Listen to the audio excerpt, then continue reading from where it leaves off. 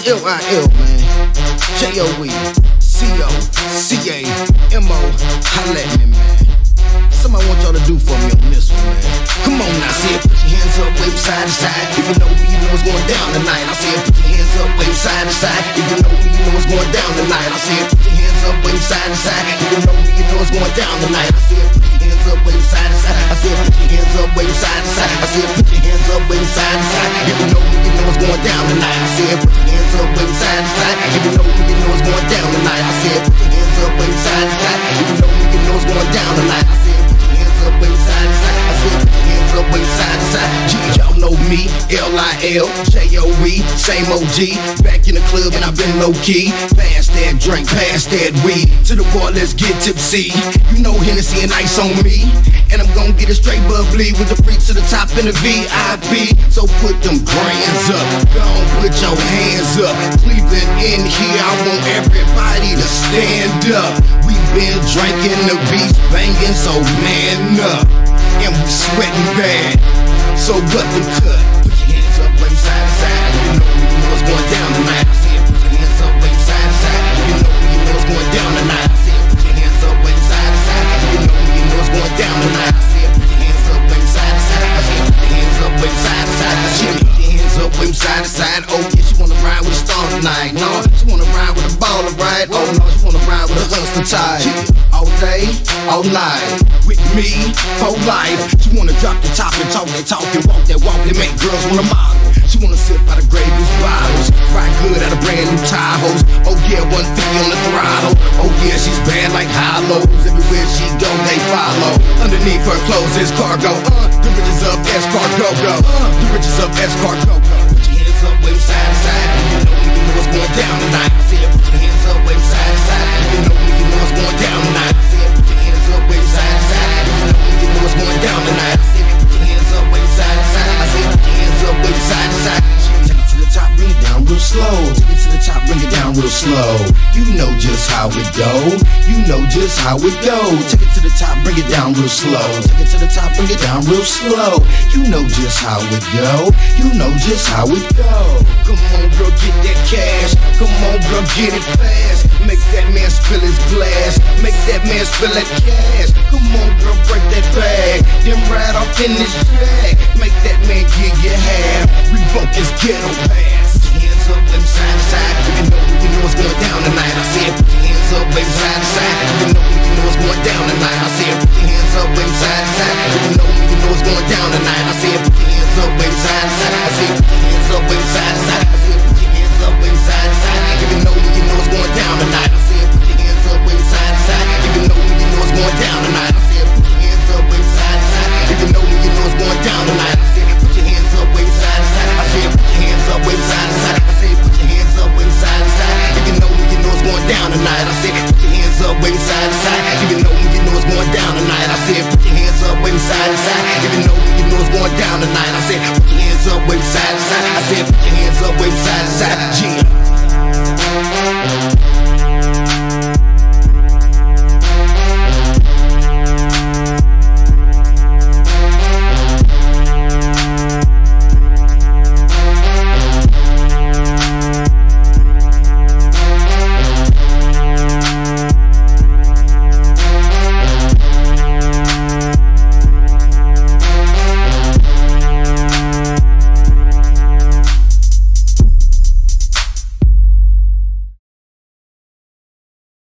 Are you gonna listen to the move?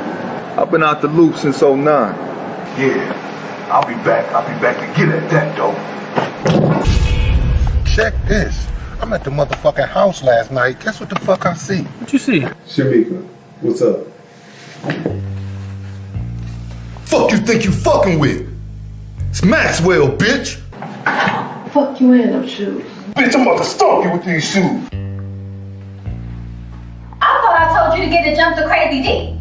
I did give it to Crazy D. You know D, you must have seen money in that. You know he used to produce those nudie DVDs. Fuck you, thin man. I know you did it. Don't let your mouth write a check, cause I will take it out on your ass. Damn, man. Is you serious? I don't appreciate being roughed up by men. or should I say male bitches. Yeah, you gonna work out. And we look for young ladies like you to host them. I look like somebody that can host your videos. That's right. So go change, cause we ain't got all day. Get off the house. Pretty good, though. We doing that bullshit. Crazy. What the hell? How you in my room?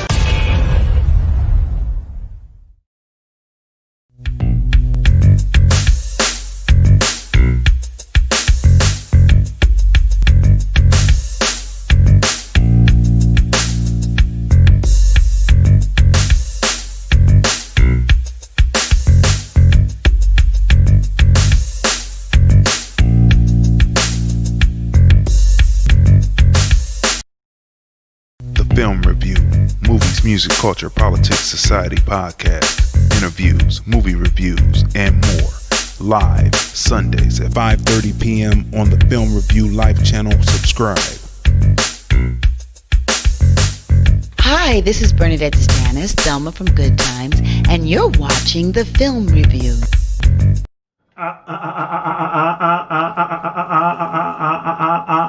What's going on, people? Welcome to another great episode of hashtag TFR Podcast Live. That's hashtag TFR Podcast Live. The Film Review, movies, music, culture, politics, society podcast. We're your hosts. I'm Crazy D. Tracy. And we review movies, music, culture, politics, and society on this podcast entitled hashtag TFR Podcast Live. Make sure that you Google hashtag TFR Podcast Live and it comes up. Make sure that you go to the various podcast provider sites, right? And subscribe to it. We want to shout out to the various people we are simulcasting to right now on Periscope, Vimeo, Facebook, and the Film Review Live channel. That's right, the Film Review Live channel on YouTube. That's right. Go right over there right now. Smash the subscribe button. Smash like,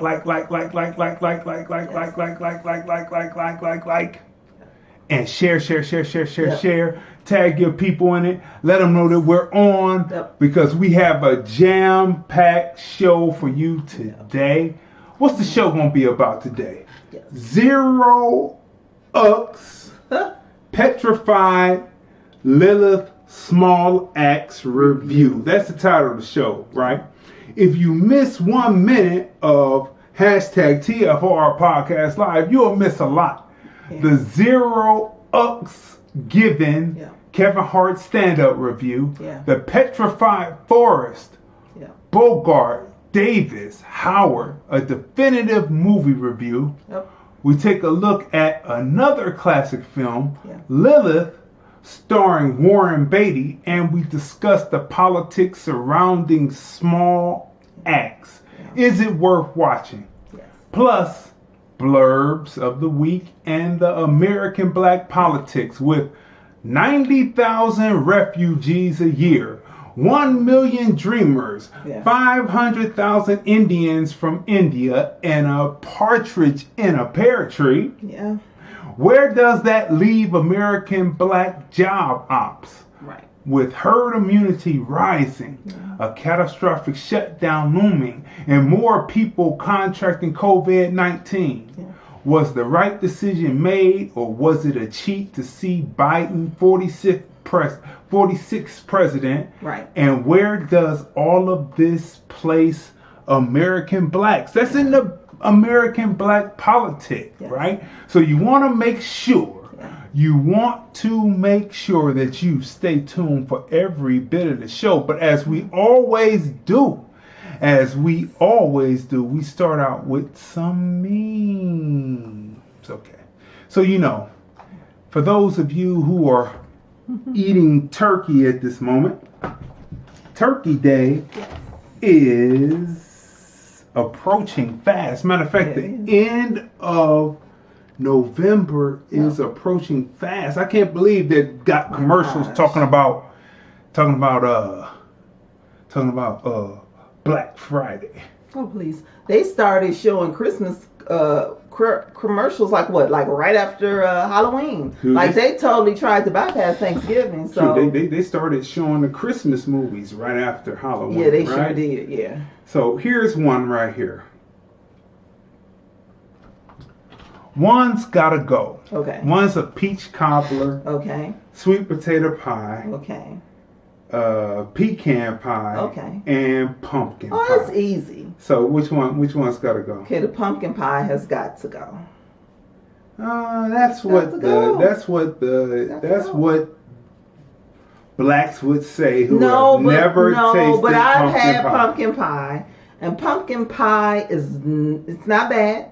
It tastes pretty good, but I prefer the peach cobbler, the sweet potato pie, or the pecan pie.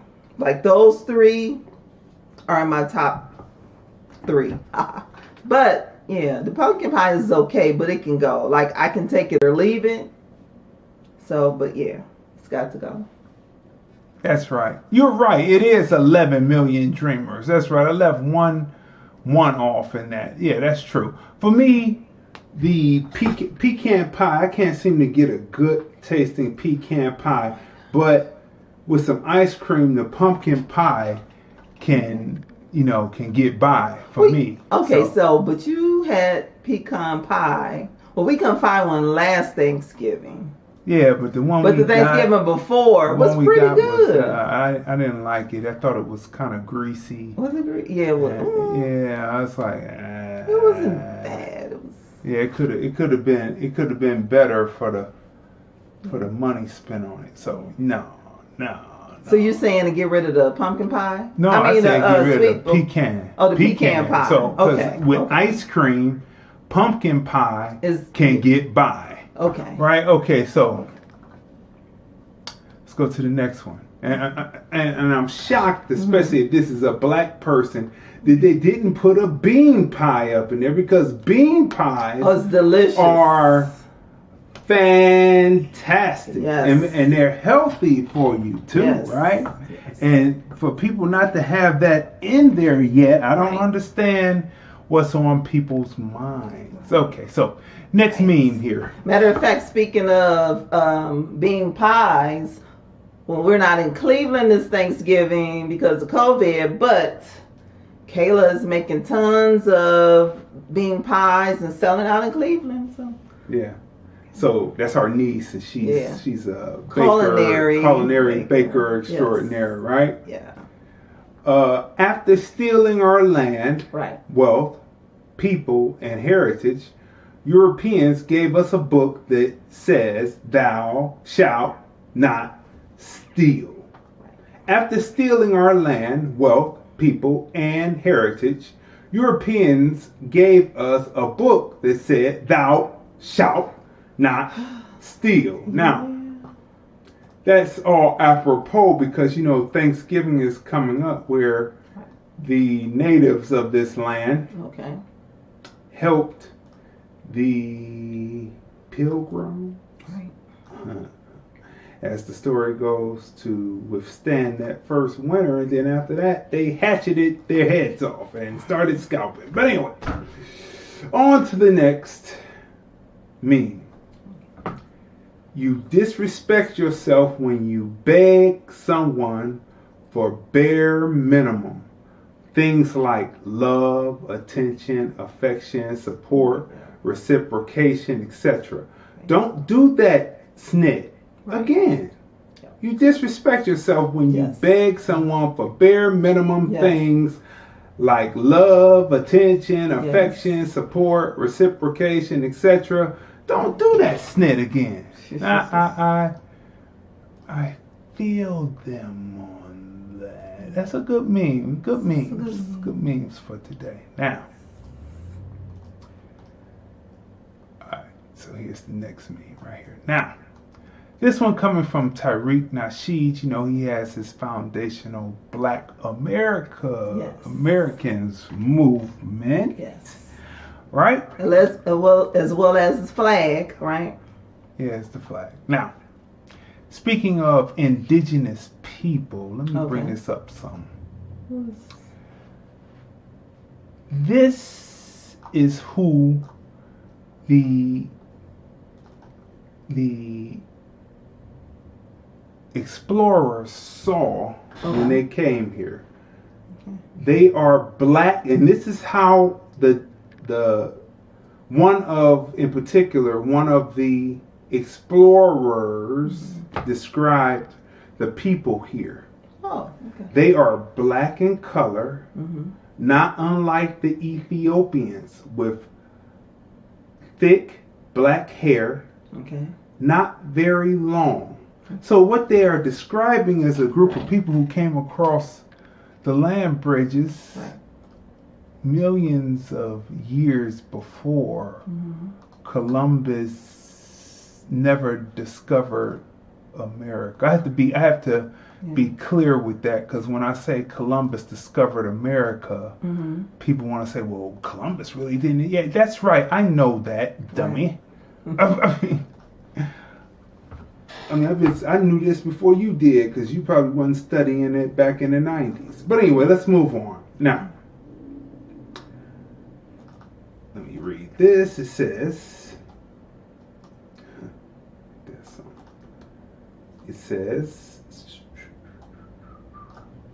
I get that some people have trash childhoods, and that's why they are the way they are. But at some point, you've got to take accountability for your actions and decide you want better for not yourself, but your children. See, when you have children, it's no longer about you. Right.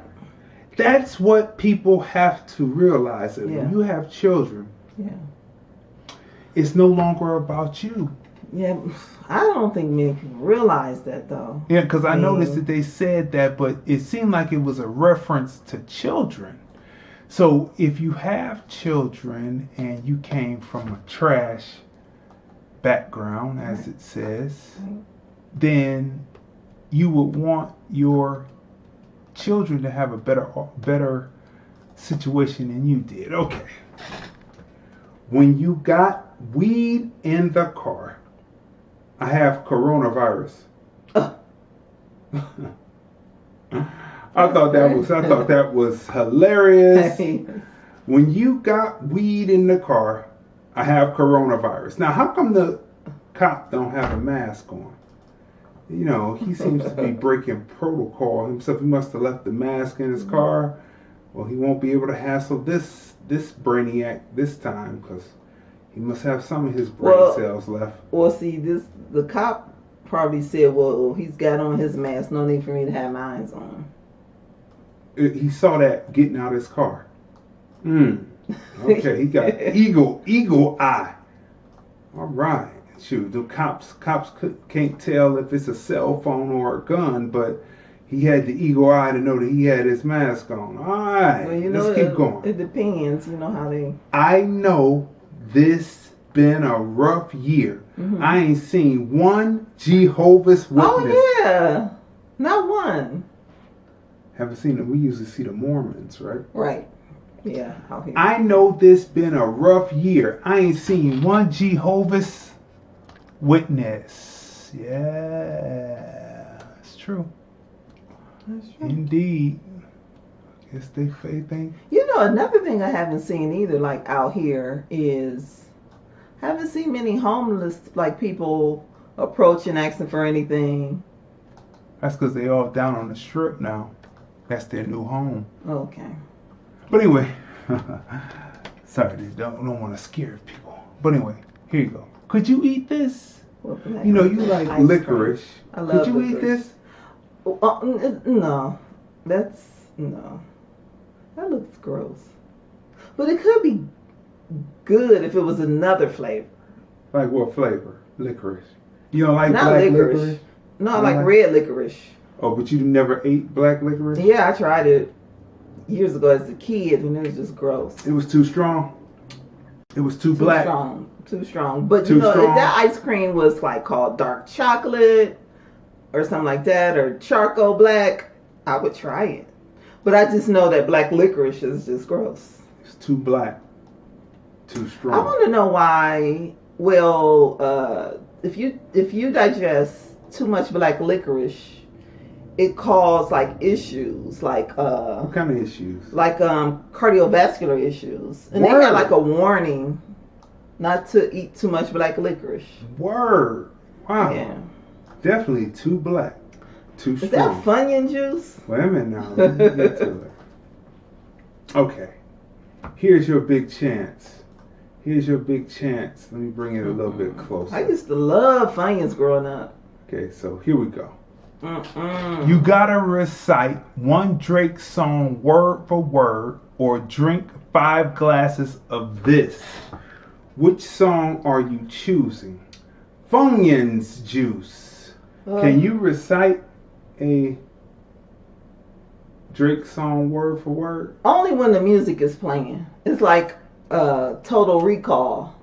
When the song is playing, you know how you just immediately remember the lyrics, but there's no music playing, so you wouldn't be able. Oh, so but they want you to be able to recite it. Well, so you would be drinking 5 glasses of this Funyuns. Well, can you just say a little bit of a Drake song? No, or do you have to sing the entire song? I'm going by what XXL you got to recite one Drake song, not just a little. Well, I guess I would be just drinking the Funyun juice. It'd be just like.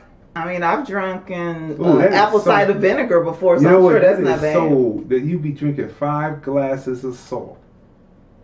Oh yeah, right there. That's a lot of sodium. Yeah, that's the trip to the emergency department. Oh my God! I mean, like you talking about.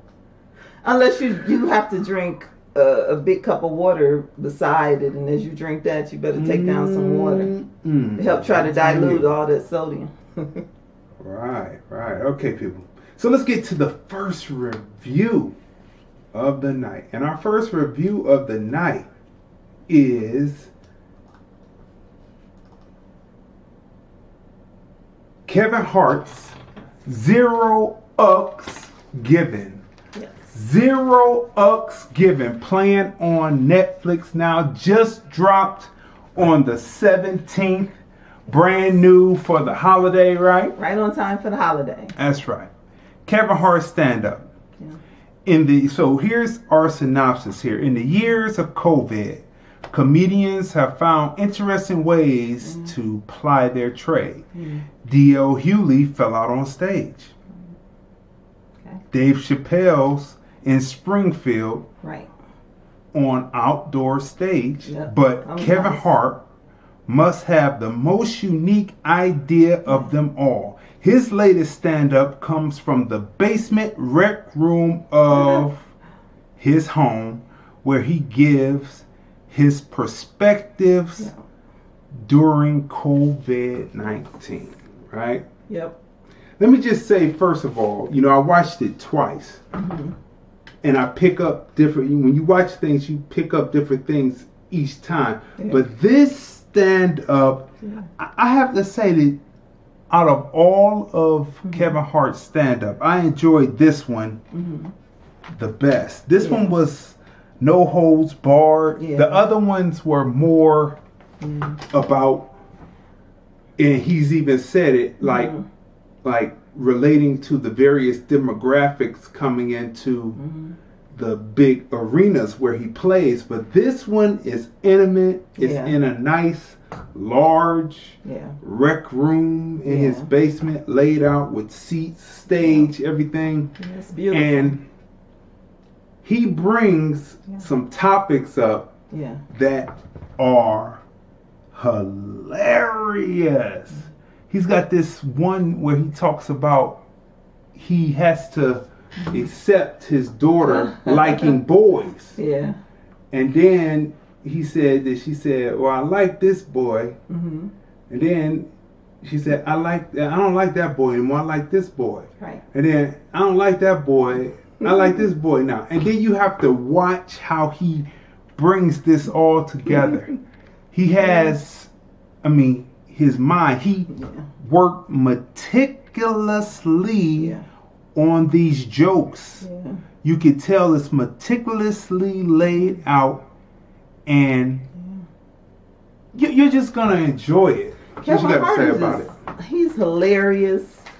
I love the stand up, and I love like the atmosphere. It was like intimate, like you said, it's in his home, right? Mm-hmm. And you can just tell he was like really comfortable, and it was just hilarious. I love when he talks about like his family, you know, and the way he it's so relatable, because what he talks about, everyone can relate to it, right? Everyone. Right.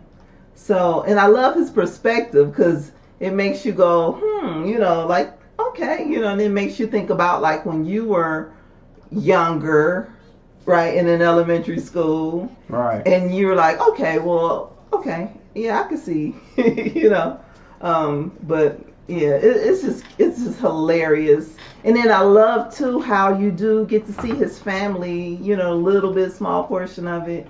You get to see his beautiful family. You get to see the home that they built, yes, from the ground up. See, that's success right there. See, success is not really moving into homes that were already lived in. Right. Success is moving into your own home that you laid out, right, that you built from the ground up. See, most of the time, people will get like 50 years out of a home. That's basically their home. They might be in there, depending on how old they are, right, probably about 50 years, because they had to do apartments first, and then housing. Right. And then when they build their own home, if they are fortunate to do so, they usually stay there about 50 years. So they've got the best out the house before it begins to settle. Yes. Right? And their children, they get to grow in the house, right? Grow up in that home. And the house begins to settle. Right. And when the house begins to settle, then all the leaking and all that comes. So that when you come in to a 50 or 75-year-old home, you're picking up and having to do to it what the one who built it from the ground up never had to deal with, right? So it's always best. That is the dream. Yes. That is actually the dream. Yes. Right? Anything else is... Yeah. You know what? I was so happy when you told me that Kevin Hart had a new stand-up, right? Mm-hmm. Because right now, dealing with this COVID, I think what he gave everyone is a gift to the world, right? Because right now, we need some laughter, right? Mm-hmm. So everyone has got to have either a family member or a friend, right, that's dealing with COVID, right? So all prayers go out to everyone, right? And so just to bring some laughter, just to get everyone's mind off of what's actually going on, you know, in the world, is a great gift. It's an early Christmas gift to everyone. Yeah, it's an early Christmas gift. You will be entertained by this stand-up. You heard it so good. He watched it twice. Well, the first time I watched it. The second time I was listening to it while you were playing it. So But it's it's like it's amazing. It's a different style for him. He's more edgy on this one than he usually is. So let's go through everything and let's mark it here. So cinematography is a 10.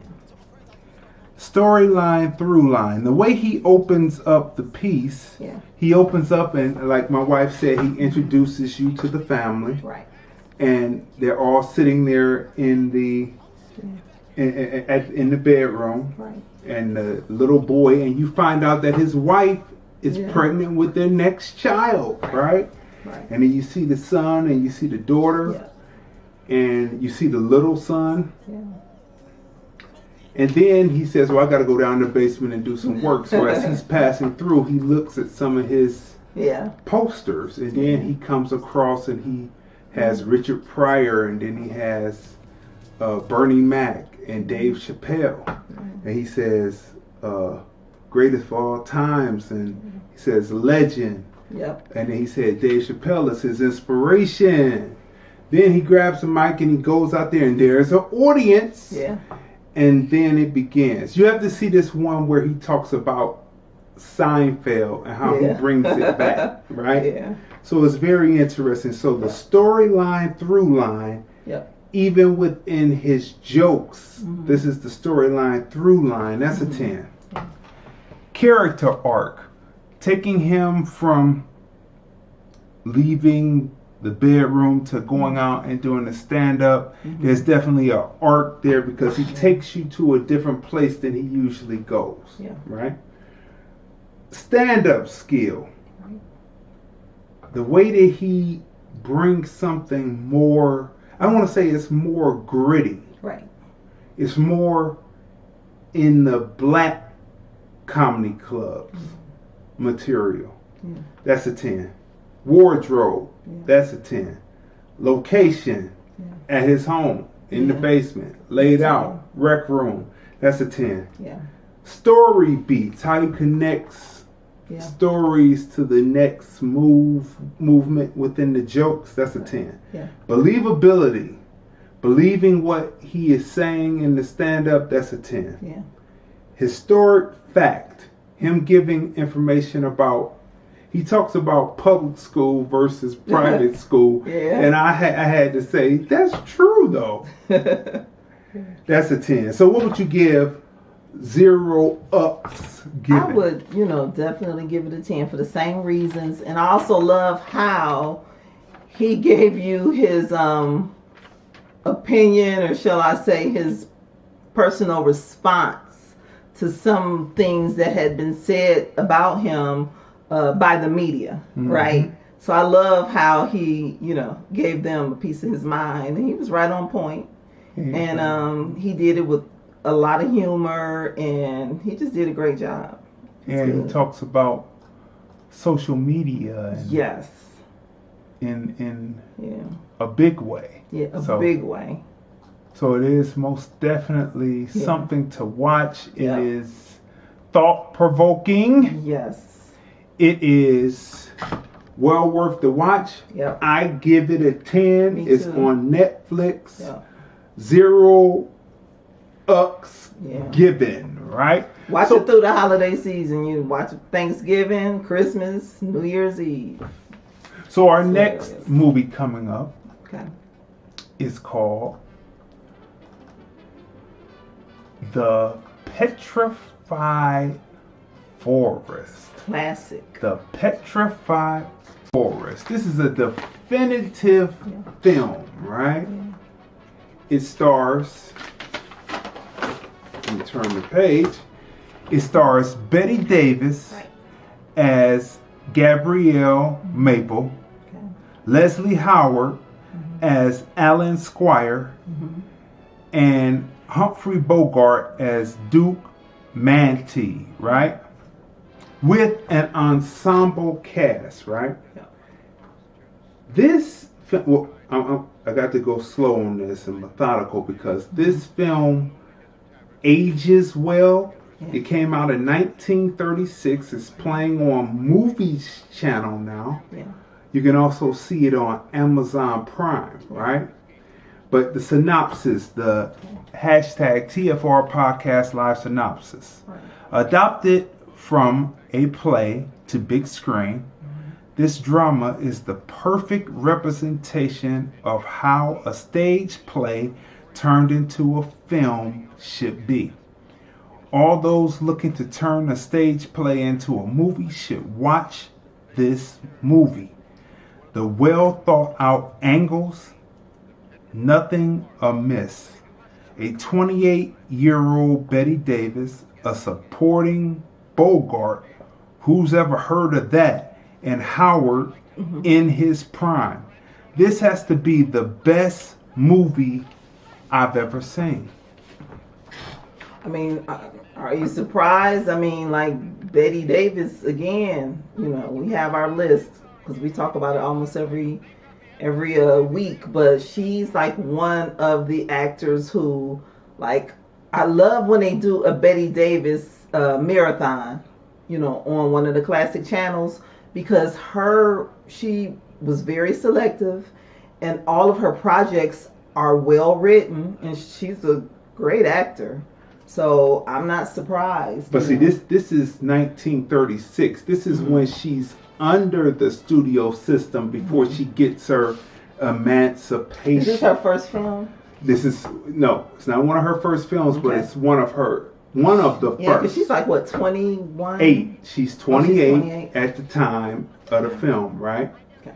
So her and Howard were love interest in a few other films, so they were burning up the screen, so-called, together, as I said. But this right here, being adapted from a play, I've seen people try to turn plays into film, and I don't know if they don't have the budget or they don't have the know-how.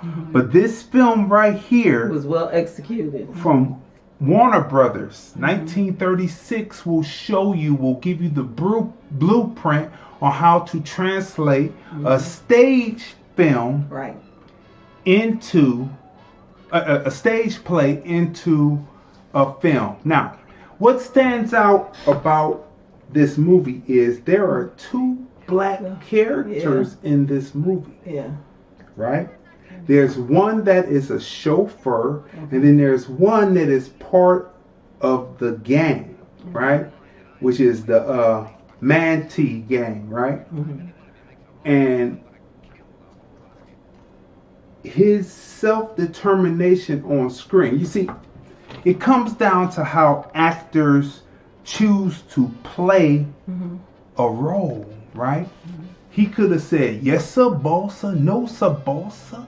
But he didn't. He came in, he was an equal to the other gang members, right? He was an equal. When he came in, he would tell Humphrey Bogart's character, Manti, he said, man, we should be on the lam from this place. It's taking too long. Right. Where is she? Because Manti is waiting for someone. Right? They're supposed to rendezvous at this particular place, right? So the Petrified Forest is an area in Arizona where trees, flowers, animals even have been fossilized. And so that's why they call it the Petrified Forest. And within this Petrified Forest is a filling station diner called the Barbecue, right?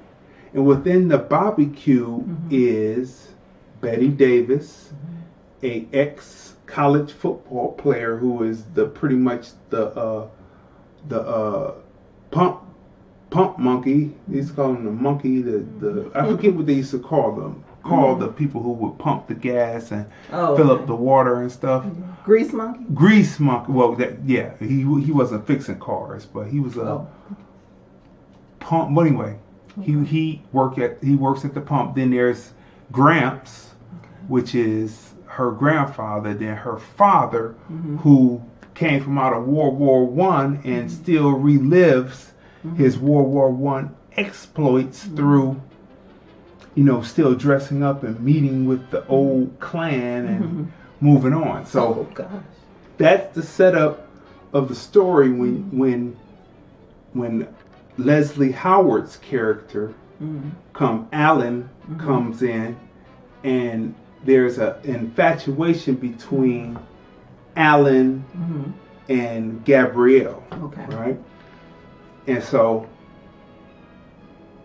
I don't really want to tell you the story. I could really tell it to you because you really need it, but so I just had to give you the setup from there. So you'll get the setup, but then the rest of the story, because this is in 3 acts. That's also what makes it so good. I love films like this. It's in 3 acts, like the stage play. So it starts out with, introducing you to the main body of characters. Then it goes to the 2nd act, and then the 3rd act, right? Which is the conclusion, right? So within this are 2 black characters.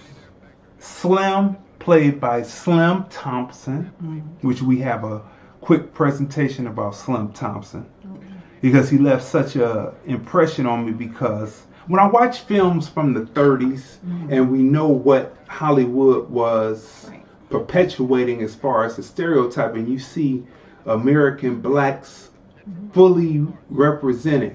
There's a scene where the butler didn't really play a coon either, but he was just a subservient because he was, under the rich man and the rich woman, and he was their chauffeur. Okay. So there's a scene where Slim is passing out glasses for people to drink the whiskey behind the bar, because this diner has a bar, it's got a gas station, it's got food, everything. It's got a Mexican cook. It has I think it's some kind of security, but they subdued the security. Then they have the guy who pumps the gas, right? Full service place out in the Arizona desert. So he's pouring the liquor, and he looks at the chauffeur and says, "You want a drink?" And then he looks at it and said, "Mr. Such and Such, can I?" And he said, "Hey man, didn't you hear about the liberation?" It's a juxtaposition between two types of black people. Right? It's a juxtaposition between two types of black people. Kind of like today? Kind of like today. Okay. It's like a person fully formed to be a human being, and one that is subservient. One that lives by his own set of rules, and the other who is subject to rules. Kind of like the people who, say that. But anyway, we got to keep moving on from that. Okay, so people, here's a quick presentation on Slim Thompson, right? We have to let you know who Slim Thompson is. When you see the Petrified Forest, you have to watch for his performance, because he is one of the original members from the stage play. And he had the write-up, and they said that he actually was really stole scenes in the stage play, and when you watch this movie, you will see why he stole scenes in the stage play, because he's just that good. So let's take a look at who Slim Thompson was. Number 1, Slim Thompson. Not much is known about Slim Thompson. There aren't any biographies of him, and his filmography includes only 4 roles, most of which were bit parts. IMDb.com provides some information. Before he made his screen debut in The Petrified Forest, he had a brief boxing career in 1930 that ended when he lost a match by first-round knockout. What is known is that after his boxing career, he somehow ended up on the stage, appearing in the Broadway version of The Petrified Forest. His name is listed in Playbill, and a photograph published in the newspaper Afro-American on June the 23rd, 1935, shows him backstage at the Broadhurst Theatre. But those who encountered his work in the film version were stunned by his performance as a gangster holed up in an Arizona diner while on the lam. Thompson breaks down the stereotypes common for black men at the time, portraying a headstrong man who refuses to bow down to whites. Though the character is a criminal, Thompson portrays him with intelligence and dignity. Thompson appeared in 3 other movies: The Green Pastures, 1936, Lying Lips, 1939, and Long Boy, also 1939, but none of the roles appear to be substantial or worthy of his talents. No further information about what became of Slim Thompson is available after that, which is yet another example of what racism has taken from American culture. See, listen to what the Brit says. He says, it's another thing, it just shows what racism has taken from American culture. See, that's very important that you listen. See, the Brits know who American black people are, because they came over exploring too, and they saw what they saw. So when they say American culture, they know they're speaking of what racism takes away from American culture. He's talking about American blacks in particular. That's what he's saying. So let's break down let's do the breakdown. Cinematography. The angles done on this piece, again, are a 10. I mean, everything is economical. There is not a miss in there. How they still represent there being an ensemble cast. There's images of shallow depth focusing in on the relationship between Howard and Davis, with the woman in the background in shallow depth looking at them, and then she has something to say about the woman having self-determination. You have to watch this movie. There's a lot of concepts in this movie that are still modern today. Right. Right? It is still modern today. The Petrified Forest. Storyline through line. The 3-act play turned into a film. Beautifully done. 10. Character arc. Each character has their arc because it's an ensemble cast, right? And so you see Howard's character arc, Davis's character arc. Sitting at the table with Davis right now is the gas pump attendant. I'm going to call him that. And he arcs to show you that he's not as tough as you would think he is. And Bogey, his character arcs once he finds out something is detrimental to his situation. Just look at those angles and look at how the camera is moving with them as they're telling this story, right? Acting skill, emoting. The relationship between Betty Davis and the rich woman, you can see the emoting on her face right here. Yeah, you can. Each actor gets their close-up, they get their wide shot, they get their medium shot. Look at Bogart. Usually Bogart is stoic, but this right here is a situation where this is a young Bogart, supporting cast, building his bones. When do you get to see that? Yeah. Right? Every time I see Bogart, do I see my uncle? My uncle looked like Humphrey Bogart. Yep. Acting skill, emoting 10. Wardrobe and cars for the time period of what they were showing you. Basically, they were back in that time. Yeah. But the wardrobe is fantastic. It's a 10. Locations. They shoot on set. They shoot out in the desert. And they shoot in this stage set. Right? Right. Beautiful locations. Everything is economical to the point. It lets you understand how the petrified forest metaphor drives the story home, right?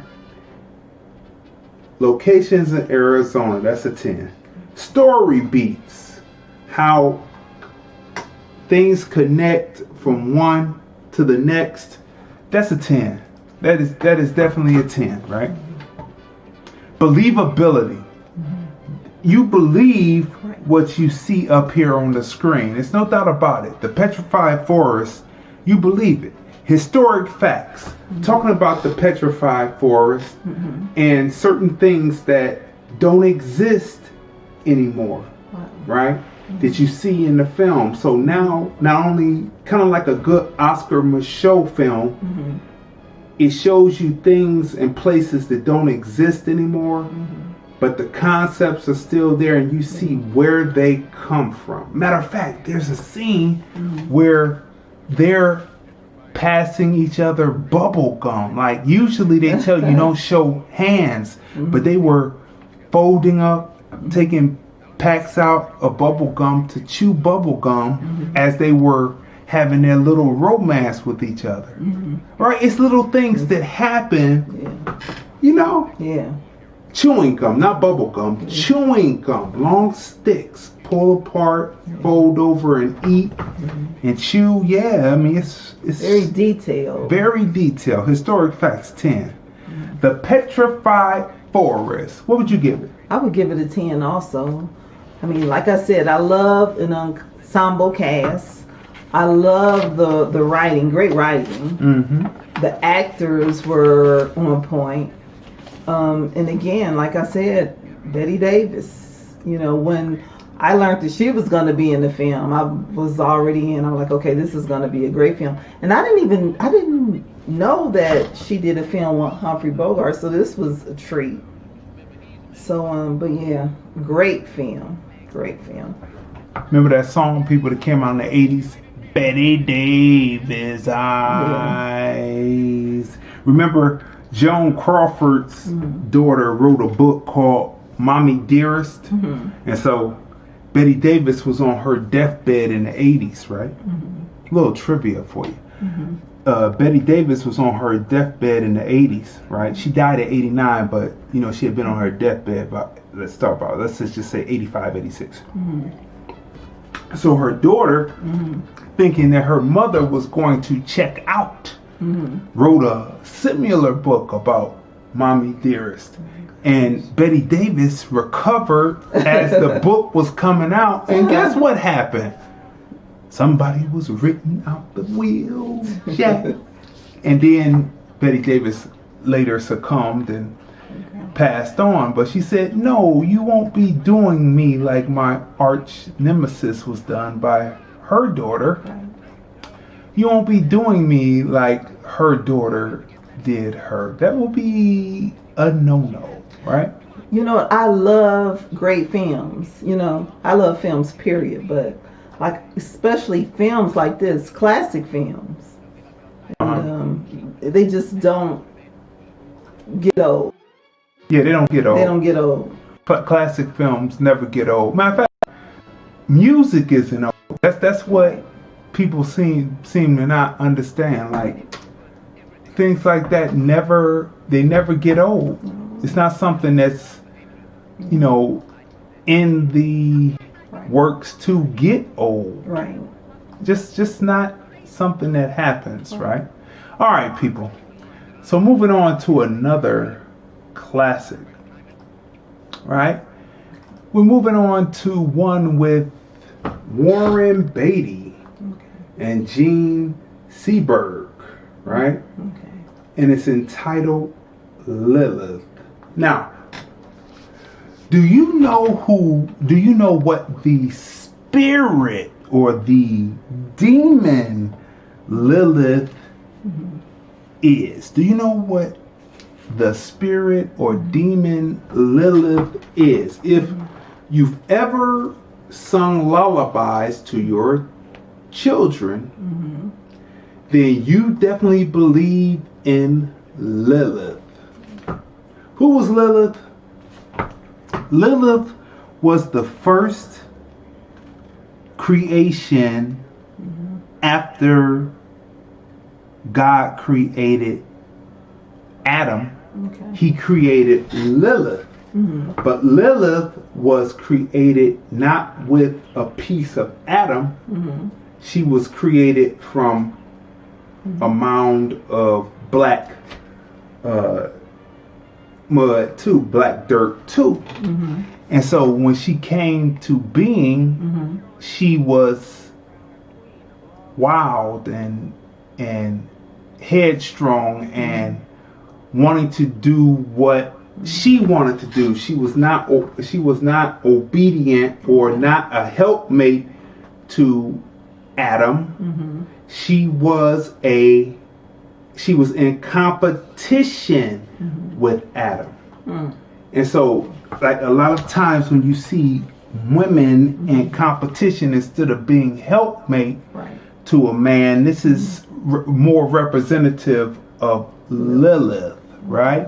So that's who Lilith is. So God banished Lilith and put Adam to sleep, took his rib and created Eve. Now, Lilith became a spirit demon who then goes out to steal the souls of little babies. And so this is the folklore or the tale. And so she steals the souls of little babies. So that would be crib death. Oh, okay. Right?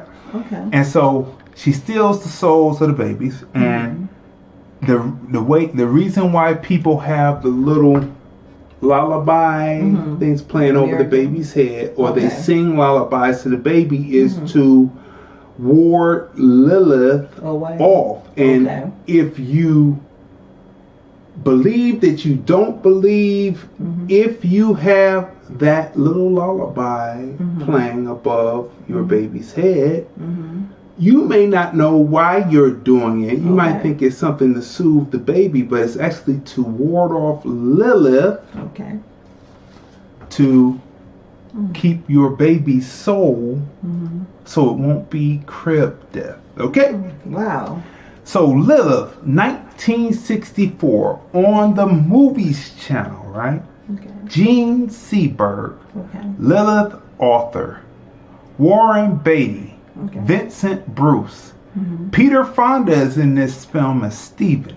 And Gene Hackman makes a supporting cast appearance as Norman, right? So let's break down this the synopsis of this. A young man returning from the Korean War finds work at a mental institution as a occupational therapist for wealthy patients. He and a mental patient strike up a unusual relationship, but is he able to keep boundaries? Speaks to schizophrenia, pedophilia, homosexuality, and manipulation. Now,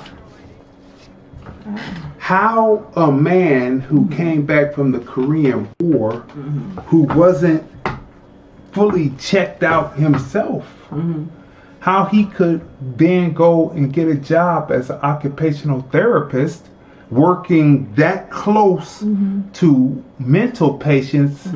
And you can see these scenes here as they play in the trailer, right? It's like the doctor must have been on some kind of pre-hippie 60s type thing, because the head doctor over the whole facility knew that sometimes, it's in the film, he knows that sometimes the patients try to seduce the occupational therapist, and then sometimes the therapists get involved and seduce the patient, right? So, you know, in that aspect, so in that aspect, it's like, what are you really doing? Like, why are you hiring this young guy? These are young people standing next to people in their own age group. I don't know about that. Yeah, because today you have to have a certification, you know, and specialize in that field in order to deal with people with those type of mental issues. So, based on a novel about sexual obsession, it is definitely a piece that deals with that somewhat surreal compositing of the 1960s to demonstrate disorientation or to demonstrate deep thought or falling into the web of Lilith. Yes. Okay. This woman is. Yeah, she is really something. She's so look, wicked. He begins to fall into the relationship with her. Okay. At first, he's keeping his distance because there is a fellow mental patient who is biting for her affections, and somehow the character gets involved in it, right? Vincent gets involved in that relationship between Lilith and Stephen, played by Peter Fonda, right? And it gets grimy in a way, and that's why you have to watch it. The pacing on the film is slow, but on time at the same time, right? Because it's supposed to be representing a mental facility, right? And then the Norman character is married to Victor's high school sweetheart. who did not wait for him to come back from war. She didn't wait for him to come back from war. And this kind of messes Vincent up, because had she waited, then they probably would have been married and would have went on. But he was another suitor during the same time when they were in high school. And so she marries him, and then they show you about their relationship as a married couple, and you listen to Norman talking to Victor about what's possibly happening up there at the mental institution. He said, "Yeah, I heard there's some strange things going up there." So that's like, it's like Victor's conscience talking to him, right? Through the Norman character, right? Who is really pervy. And he said, really, I should have went out on the road, because that's another lifestyle. Yeah, you can really get away with things, right? So that's that. So you start to see that everyone that's in this piece is not squeaky clean, just like real life. Now, Lilith not only holds relationships with Victor, but she also holds a distant relationship with Stephen. She holds a relationship with a female patient. And Lilith appears to like little boys. She's a child molester. There are some disturbing scenes in this film, and it was rated R. He stands there, Victor stands there as Lilith seduces a little boy, and it's always a little boy of a certain age. And the doctors at the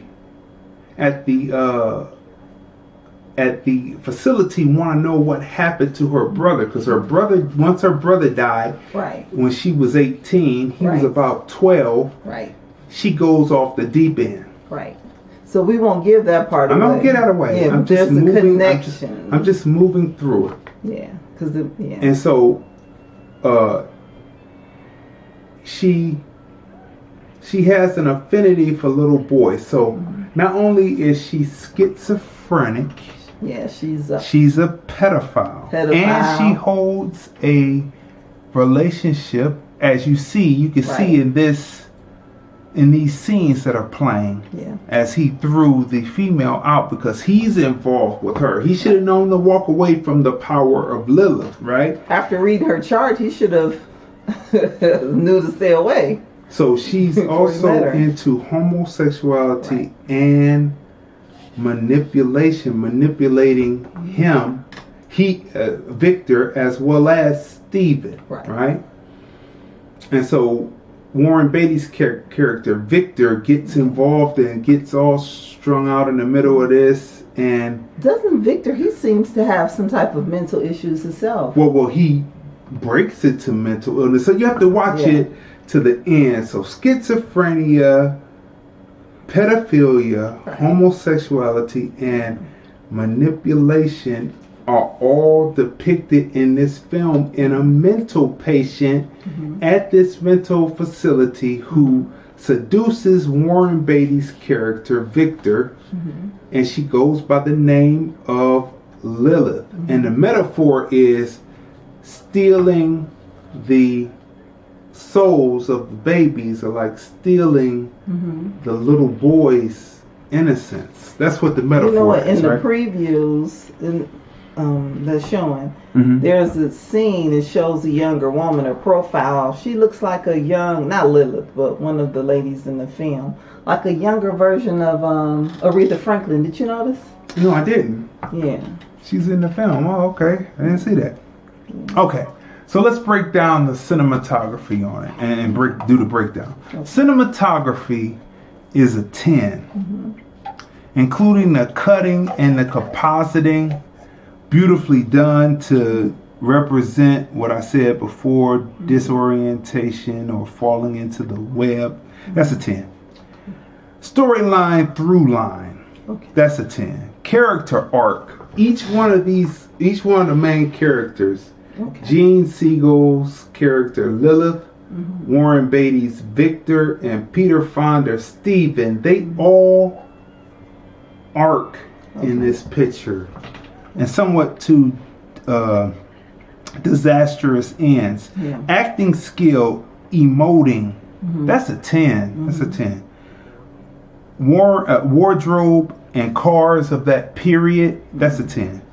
Locations, going on locations to this English, because you find out that it's kind of like a New England type of place. Yeah. And so they're doing English type rituals, like doing things on horses and trying to spear rings. And they go everything. to the little fair, right? In the fair, right? Yeah. That's a 10. Showing Warren Beatty's background because he grew up in that town. Story beat. Connecting one beat to the next, especially Lilith as who she is. That's a 10. Believability. It is very believable in the ties between schizophrenia, pedophilia, homosexuality, and manipulation. I see that. 10. Right? Historical fact. Seeing festivals and seeing places that no longer exist in the form they're in is always historic fact in film. That's a 10. What would you give Lilith? I would give it, it was an interesting film. I would give it a 7, right? Why? And you know why? Because for me, it was just moving so slow. Like it was moving too slow for me. Right? And then she was irritating. I mean, because don't you hate, you watch a film and you just cannot stand the character. And it's just like you're looking at everybody else around and it's like, why are you falling for this? Can't you see that this chick is a snake? So when she put that knife in your back, don't be surprised. So, but it was just moving so slow. It was just moving too slow. Yeah. I mean, it eventually picked up, but it was just too slow. Do you remember, I don't know, high school maybe, but during the period, junior high, when they had that Lilith fair, they was always talking about it. Right. And so now it makes sense. So I guess this is Lilith is who, because it was a fair and it was just, a festival, right, of all women. Right. So but why would they name it Lilith Fair? They named it Lilith Fair after the demon? Yes, because they are saying that they can do something without men. It can be all women. You see? See how that all plays together? But to name it after a demon? Right. So Lilith, you have to see Lilith. We gave you a little context on what it's all about. That's a 10. Yeah. Right. That's a 10. The acting was great. Right. The pacing on it, I thought it represented being in a crazy house. Mental institution. Yeah, it's slower, right? And once you left the institution, it picked up, but then it would slow back down. Right. And so I understood that you can see the cutting in this right here. So our next film, people, is Small Acts, right? Yeah. It's 6 standalone stories of London, England, right? Or should I say Notting Hill, England.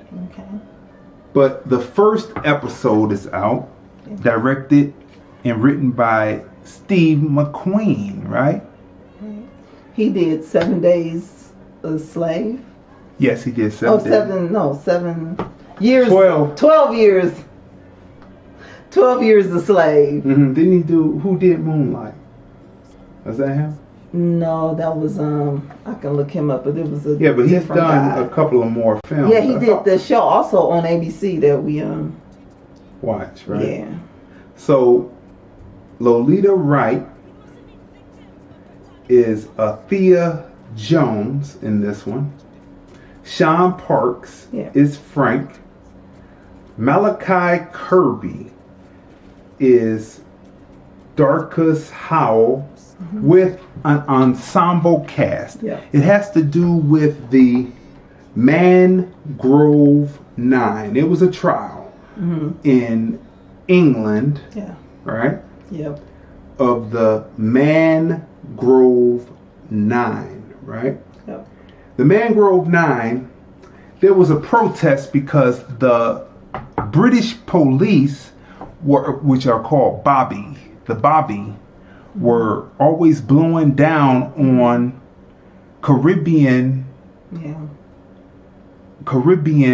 Brits who had moved from the Caribbean islands and who were living in England around the Notting Hill area to make a better way for themselves, right? And so the police were always picking and blowing down on them and causing harassment.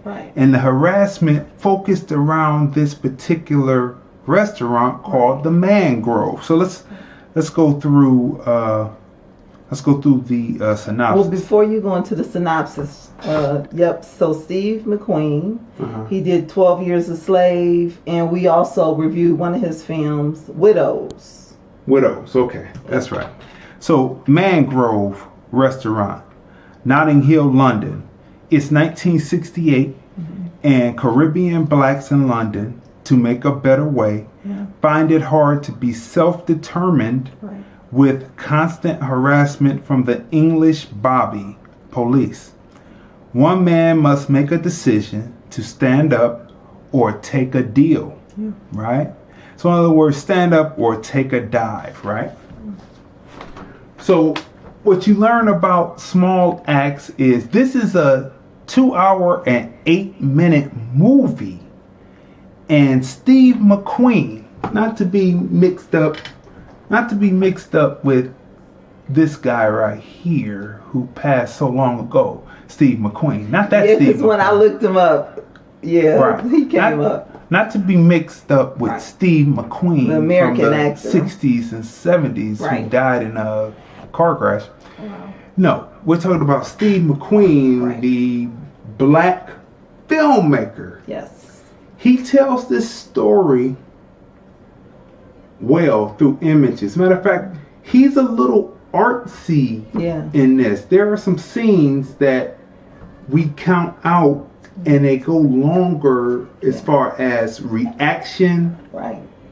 In my opinion, they go a little longer than what they should, but it's Arthur's choice. Right. It was his choice to deliver it and tell the story that way. So I go with it and I say it's good. Yes. This is on Amazon Prime, right? So what happens is a Caribbean faction of the Black Panthers, inspired of course by Malcolm X and Mobutu, and of course the Black Panthers that were happening in the United States, start a chapter there to fight and protest against the brutality of the Bobby. And there is a particular Bobby, which I didn't even list his name because he played it too well. It seemed like to me, came in natural. Oh my gosh, he was so irritating. It's not like it's acting when you can play it too well. So I didn't even list his name, right? He played it too well, didn't he? So it was all in his face. His face was just. So yeah, it was all in his face, and he had the two of the members decide to represent themselves in the trial, because this is one thing that they teach you. Feds magazine taught me this, right? Feds magazine said, and they had defense attorney, black defense attorney they interviewed, and the free defense attorneys, right? The public defenders are set in place to move the system along. So they're always going to tell you to take a plea, take a plea, take a plea, take a plea, take a plea, take the deal, take the deal, take the deal. Their purpose is to keep the system running smooth, because if everyone goes to trial, there will be a bottleneck, and they would never adjudicate all of the cases because there will be so many people, because this is a system to make money, so it will be so many people who are under prosecution that they would never be able to clear out the docket, right? So that's why public defenders are made to do that. So reading the Feds magazine and knowing that and applying it to this film, Small Axe Mangrove, right? The Small Axe first episode, Mangrove, and each one deals with certain human beings that come into existence at a certain time that are amongst the people who have to make a decision. And when they make the decision to stand up, they find that possibly greater outcomes come from it, right? So this is what these 6 stories are about, right? The first one is airing now, called Mangrove. Yeah. So the man was harassed and he was indicted. They were let go the year before, but the following year the Brits came up with some kind of new law, and then they charged them, they indicted them on that law to try to put them in jail for at least 10 years. Prison for 10 years. And they had to fight tooth and nail against it. In between, there is doubt, but there is self-determination. And through that self-determination, well, you just have to watch Mangrove, the first episode of Small Axe, right? It's well put together. But I will say the man was indicted 3 times, right? And he was harassed for 18 years. 18 years, indicted 3 times. So you have to watch the story, right? It's incredible. It's just incredible. And finally, in the end, in 1992, remember now, Mangrove is the heartblood of the Caribbean and the various blacks, because you see various blacks coming out. You see the Hebrew Israelites, you see the Panthers, you see the Caribbeans, you see the British blacks. You see all the different groups coming together in this street, which is a block. The beautiful, the way that they pull out and show you that this block, where this story surrounds, Notting Hill. So he finally closes in 1992, right? The Mangrove shutters for good. And then Julia Roberts and Hugh Grant. We just reviewed Hugh Grant and what's her name? And Nicole Kidman last week, right? So 7 years later, The Undoing. 7 years later, Notting Hill movie is released, right? And it's a regentrified Notting Hill. Sometimes when there's a tour de force in a place, it's no longer the same. The energy isn't there. So the Caucasian system will often overtake and take over what they wanted, what they thought was theirs all the time, over time, because there is no passing of the torch, because either there is no one who has showed loyalty enough to pass on to. Wow, that sounds familiar. Or there's no camaraderie. And so the person ends. So in 92, and then in 1999, 7 years later, Notting Hill comes out representing Notting Hill as a regentrified area. Wealthy. Unbeknownst to people like us who went to go see the Julia Roberts film. I had no idea, because in the film, Notting Hill is a wealthy area, privileged area, right? And then they have some blacks walking through there, but back in the time from 1968 to 1992, before the regentrification, it was predominantly black. Yeah, it looks like it was predominantly black, predominantly Caribbean, right? Right, Caribbean black. So people, let's go through the breakdown. Okay. Cinematography is a 10. Yes. Storyline, through line is a 10. Right. Character arc. The way that these characters go from one level, like, it's one thing to talk about black liberation. It's another thing to be beset upon by the forces of oppression. Right. And do you crack?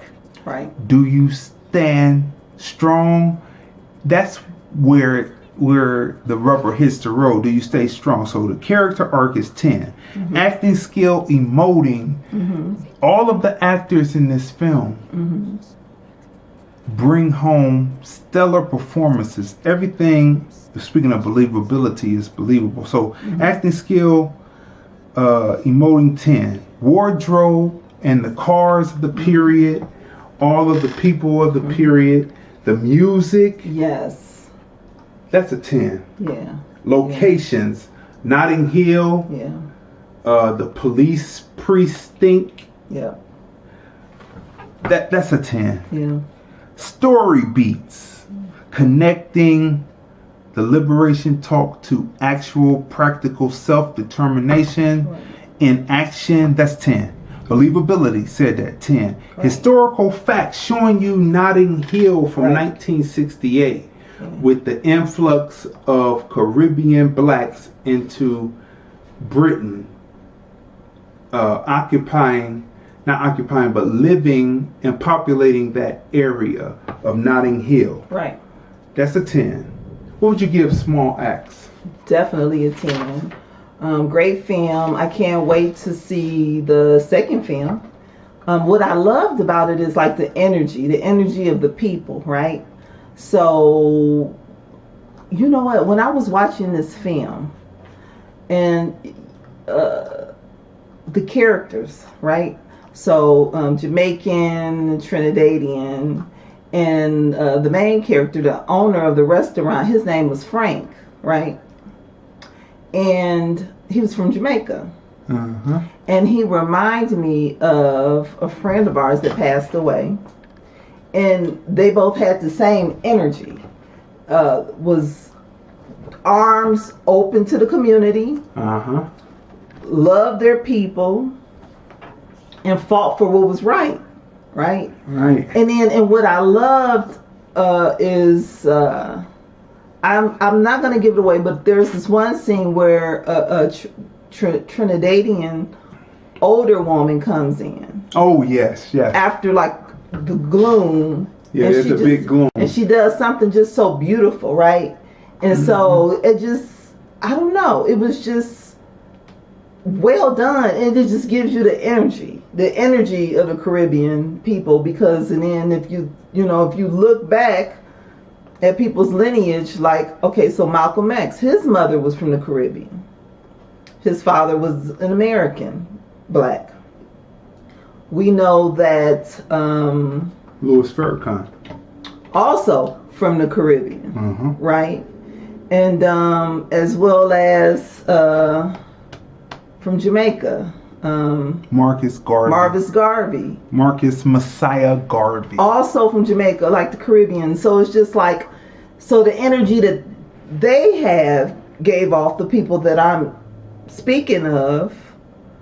These people in this film fought for this man in his restaurant. They came together as a community, right? So, and they had this energy. They stood up. There's this one scene where something horrible happens to a mother's child. When you see what this woman does, right? Right. When you see what this woman does, I'm like, yeah, that's what like a mother would do. I'm like, yeah, that's what I can imagine that seeing like my mother do. And as soft-spoken and as laid back as my grandmother was, who is also no longer here, I could see her doing the same thing. Yeah, you know, it's like it's not that mush mouth stuff that they show you in the films, right? No. But all of this connected and linked back to the Panthers, right? In Oakland, California, the Bay, right? Moving through the 10-point plan, right? For the advancement of American black people, right? And all this moved forward, and it was a global organization. It's not like the immigrants of today, the 90,000 refugees, the 11 million dreamers, the 500,000 Indians from India, and a partridge in a pear tree. Not the those women that we're talking about, and once you see the film, the scene that we're talking about, this woman, it didn't matter that it was a Bobby.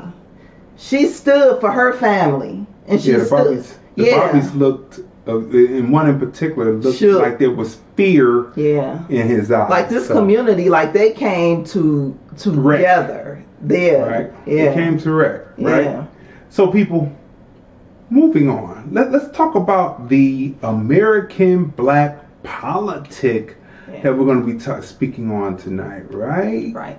Let's speak on that real quick because it's that time of the show, because it's very important that we speak on this because times are changing and we may be seeing some things that we didn't think that we would see. With herd immunity rising, a catastrophic shutdown looming, and more people contracting COVID-19, was the right decision made, or was it a cheat to see Biden 46th president? And where does all of this place American blacks? Now listen, I don't know what you believe. I don't know what the echo chamber that you're watching and listening to, and what it tells you, what it is incantating in your mind and reverberating in your mind. But take it from one who has watched many results of presidential elections since I was 12 years old, sitting next to my moms, right? Rest in peace, moms, right? The way elections go, when the person is in the lead and it gets to the 75th percent or 85% at the latest, they will call a state for that person. Right? Trump was headed for a landslide. Now, I don't care if you like Trump, you like Biden. My politic is the American black politic. It's not about if this particular Caucasian or this particular Caucasian has won the presidency. My thing is about American black politics. 213-943-3358 if you should want to call up and give your perspective. And please do not call 2 minutes to the end of the show, because we can't have a robust discussion. We are opening up the phone lines, 213-943-3358. The chat area is open on all platforms. Put your chats down. We will respond to what you write. But we talked about this days ago. Maybe weeks now, as long as it's taking them to count the ballots or whatever. But we just talked about, I guess it just depends on how you are raised, or your ethics, or just your character. We just talked about how right is right and wrong is wrong. And if you are familiar with politics and not just popping fresh, like I'm talking about going like way back even before President Obama ran. If you grew up in a household where during the election you were used to sitting down and watching how the ballots, the numbers, the returns are called in, right? So it was done. It was unusual. They did it quite different this time. And when we were watching, we were like, no, why are they not calling us? Because it's at 80-something% right now. Normally they will call it in. Then right? when it got to 94% in some of them states, some of them was 90. I've seen the 98 and they hadn't called it in. Yeah, that's true. But see, what it was they stopped counting. And then there are people who have affidavits. I know that you're listening to the echo chamber. Right. And the echo chamber isn't telling you the truth. Right. Because they think that they are doing a good thing, getting the big bad monster out, right? But they stopped counting, and then there are affidavits, people who have signed affidavits that penalty of perjury in the court of law will get you prison time. They said they saw trucks pull up with ballots, with thousands of ballots with just Joe Biden marked on them. No other campaigns, no judges, no none of that. Just all Joe Biden. And all of a sudden, next thing you know, as they go along, all of a sudden, Joe Biden is taking the lead. It's like it's whoever gets there first is the winner. That's how it always has been. I mean, it's just they totally flipped it around this time. Do you remember what I said to you that night? What's that? When they hadn't counted and they were talking about we're going to see tomorrow. Right. What did I say? You said it's going to be some mess up in the game. I said somebody going to be messing with the ballots and the numbers, talking about waiting till tomorrow. Because never in history has that happened before. Before you go to bed, you always have found out. You always know who the president is. It was like 3 o'clock in the morning. Even if it's 3 o'clock in the morning. Except for Al Gore and Bush, too. I mean, right? But then it was just wasn't it just Florida? Right, it was Florida. It hinged on Florida. Right, so it wasn't like it was now, like with all of these different states. Right, just so. Listen, Ohio is a perfect example. Black people only 13-14% of the population. Okay. American whites, well, the different ethnicities, but I want to say American whites are 60% of the population. 13-14% versus 60% of population. Do you believe that if 60% of the population chooses to vote one way versus the way that 13-14% wants to vote, that person would win the election? American blacks contribute to bringing it across the finish line, but there's sheer not enough population of us. It could have been 60 million, 64 million, but 66 million, but 22 million were aborted. But anyway, that's another story for another time. Right? So Ohio is a perfect example. I was watching the people in Ohio, and they were down there on 36th and Euclid, right? And they were talking about how many people were coming out to vote. And I'm looking at the sheer number of people, that how it was wrapping down towards Chester. And I was like, this is nothing like Obama. They were trying to equate big Biden to Obama. There's no way that Biden got those many votes when 73 million people voted for Donald Trump. There's something going askew here. So this is my point.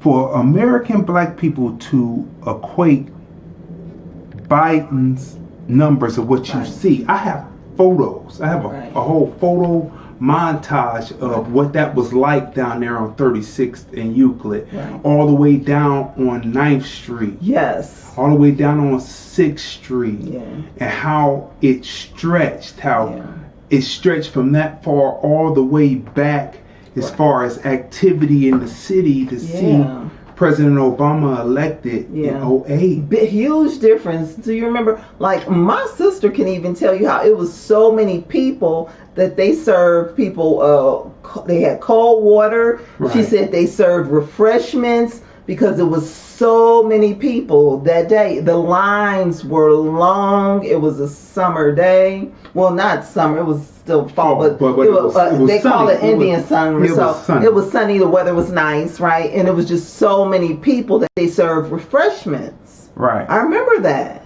Right. And so she stood in line to vote for hours. Her, my mother, and father. Right. So they stayed in line because that was her inspiration. Yes. Right. To see the first black man. Right. But anyway, so my point about Ohio is Ohio is run by Republicans, right?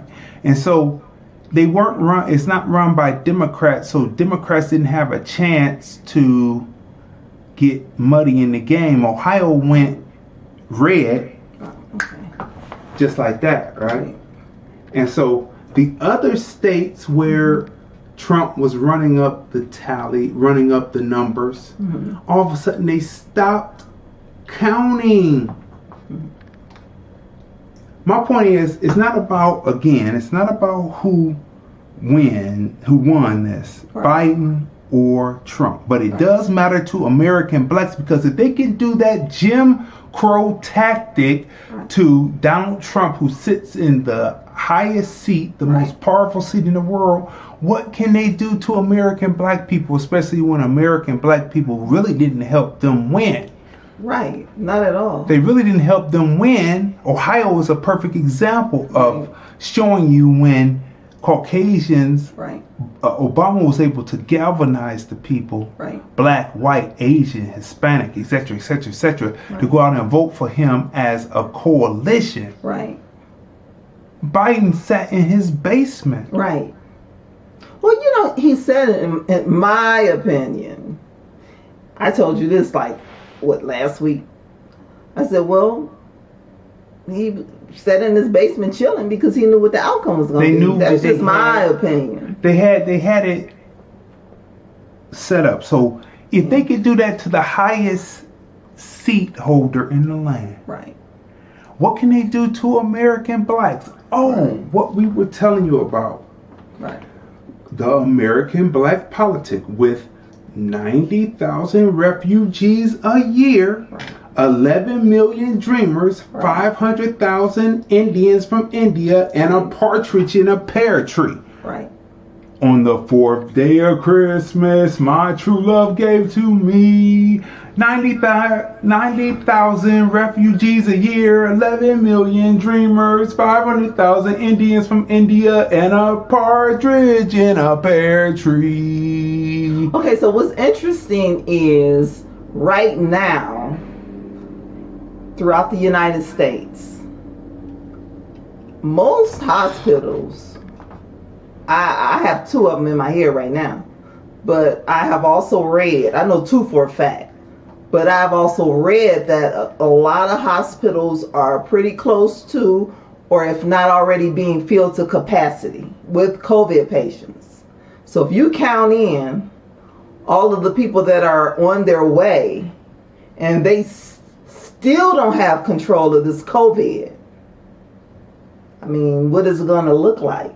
What's it going to look like? And are they going to test people before they're able to? Are they able to come in, or are they coming in with COVID? Are they coming in to replace a group of people?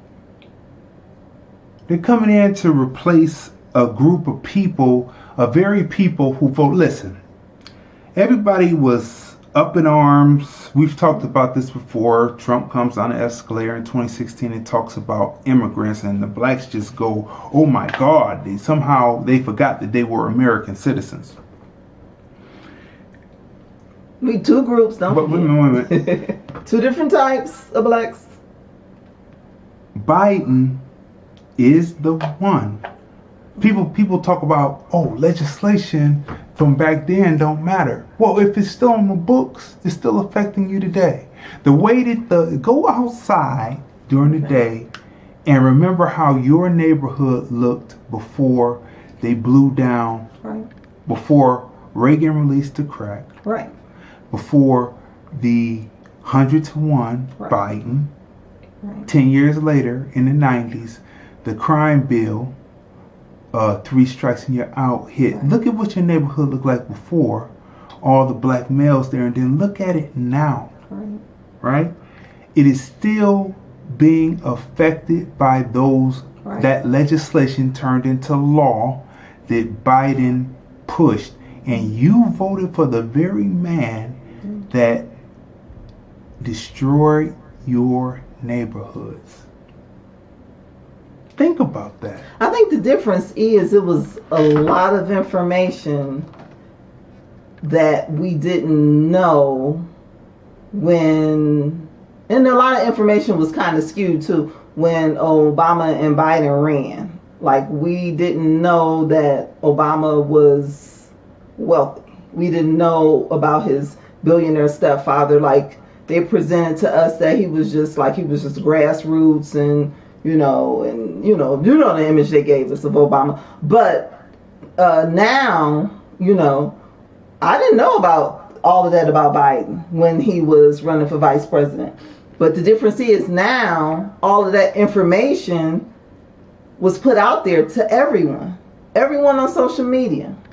And the majority of the people are on social media. I believe there are more people using the internet and getting their news and information that way compared to watching terrestrial television. Didn't stop some American black people. They didn't care. They didn't stop some American black people from thinking they actually helped get him elected. You're only 13-14% of the population. You're the icing on the cake. And they use the numbers and they say, oh, you've done this. Now, if it's local elections or Senate, Congress elections, then those numbers. Remember the woman in Alabama elected that one Democrat congressman, and he said he wasn't going to do something just for black people, and then he lost his re-election. Yeah. So Jones, right? Yeah. Tell the blacks in Alabama, that the Democrats are for them. So look. Oh, let me say something really fast. Another example of how this so-called black people helping Biden or whatever. Now, mind you, there are some few people on the internet, caping for Biden or whatever, but the truth is, like you said, they had already, when Joe was in the basement, they knew what they were going to do, right? So the election was Joe's. That's why he didn't go to the different states and didn't, what do they call it, campaign, right? The way Trump did. Plus, because he knew he had it. Plus, he can't because he's deficient. But President Obama, right? So he's been, all week, he has another book and he's talking about, he's upset. And he mentioned about black men voting for Trump, right? So that right there goes back to what we, as well as other people, were saying, that people just wasn't voting for Biden, black people, the way they claim people were. Because if that's the case, why is he upset? He's upset saying, these, black men going out voting for Trump. Okay, so which is it? Okay, so if black men and women, if everybody came out for Biden, then he wouldn't be so upset, would he? Right. But he knows the truth. Right, because they know that they know the truth. They know the percentage of American black people who actually voted. Yeah, and it wasn't for Biden. Right. And he knows the percentage that actually voted for Trump.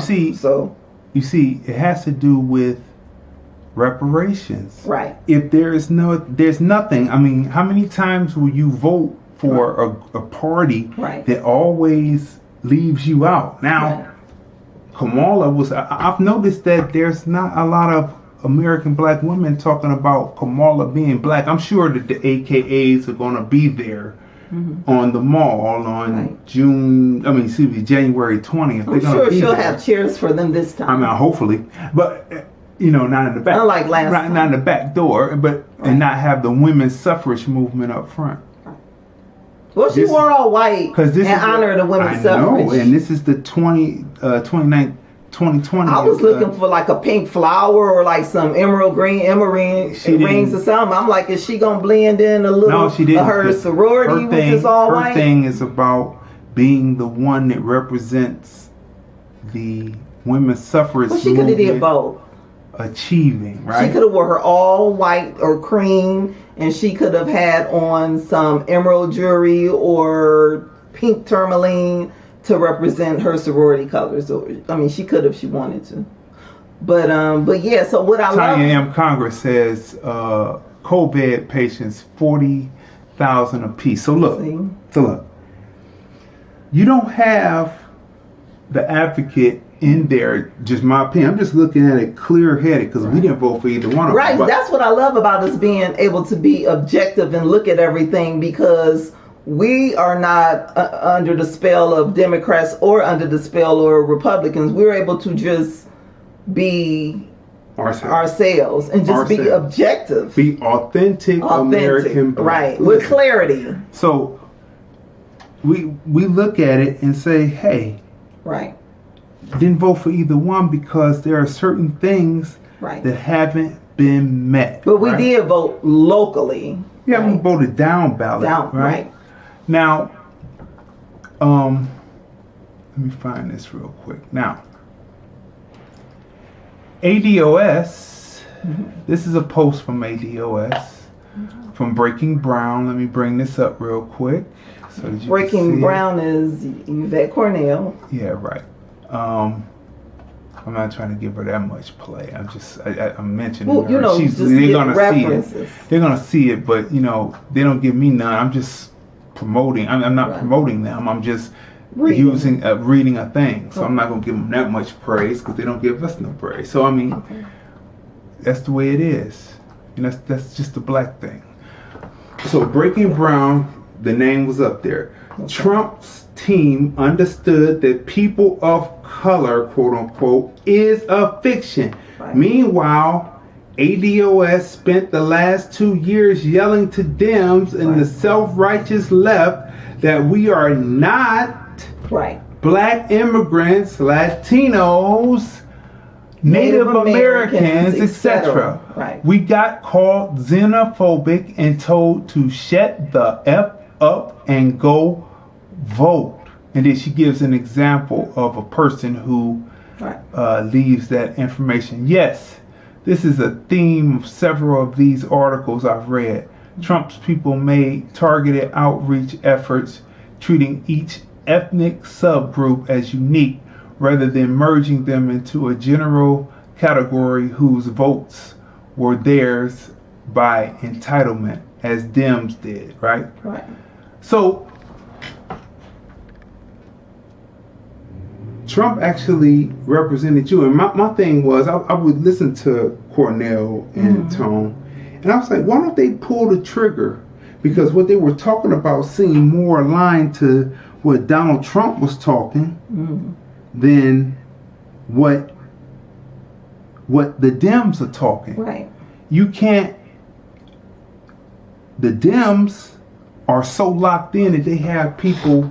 They're not going to let people in who are Black to the top levels, who are not tried and true, who are not going to toe the company line.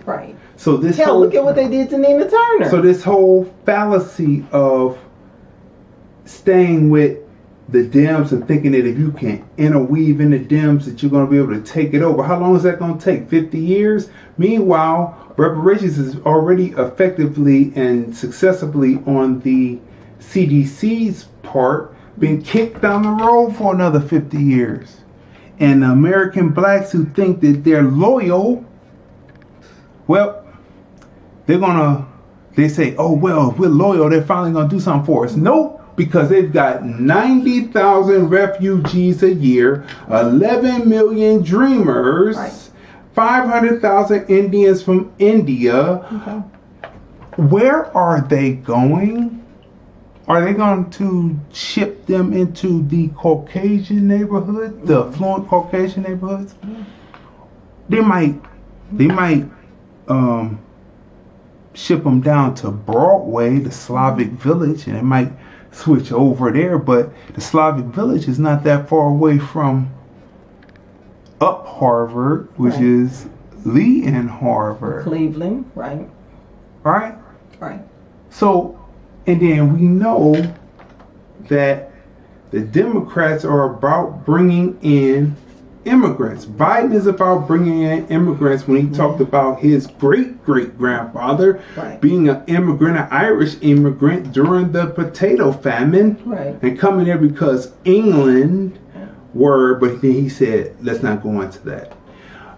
Because they came escaping persecution, and they came here, and most of them became patty rollers. Right. We've talked about patty rollers. So you voted thinking that you were doing something good without researching the facts, and 90,000 refugees a year. Refugees mean the people that's at the border. That means more chance for whatever type of diseases. Each group of people, listen, what you learn from the smallpox blankets being given to the Indians is that a lot of the Caucasians hold diseases, right? Not to mention that you're bringing in different refugees from other countries. Whatever type of disease or virus they have is coming with them to afflict you. 11 million dreamers. They want to make sure the dreamers have their pathway to citizenship finally. And Biden said in a talk to people that a lot of the dreamers are more American than Americans. Well, then who are they talking about when he says, who is he talking about when he says that they're more American than some Americans? They become American before some Americans. Who is he talking about? 500,000 Indians from India writing the Queen's English. Right. Do you know the Queen's English? So you see, there's a lot against you, and you voted for the man who put this on you. A lot of people have been telling you about this. Right. They've been telling you about this. Right. We've been saying all the time that you have to vote your best interest, not about party.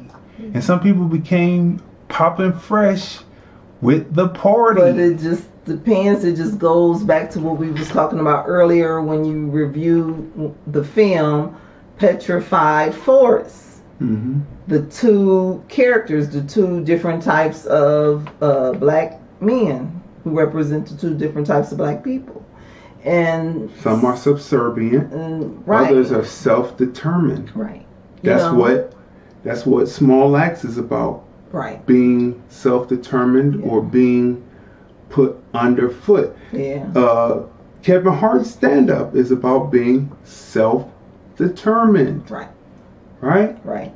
So there you have it, people. Look, not to mention that the vaccine is coming, and you don't have that person that's like the rally, the person that keeps you up in spirits. These Democrats are telling you it's going to be a dark period. What's interesting is, man, it's, they talked about it on the news this weekend. When I was working and I was listening to the news, I'm like, because I try to take in as much information as I can while I'm on the computer. And so I'm listening, and they're talking about tying in, because what Biden, and he has this COVID cabinet of people, right? And they were talking about how it's important as COVID vaccine is very important. And then I hear another story, I'm listening to another story, and they're talking about tying it into people who are receiving these different programs from the government.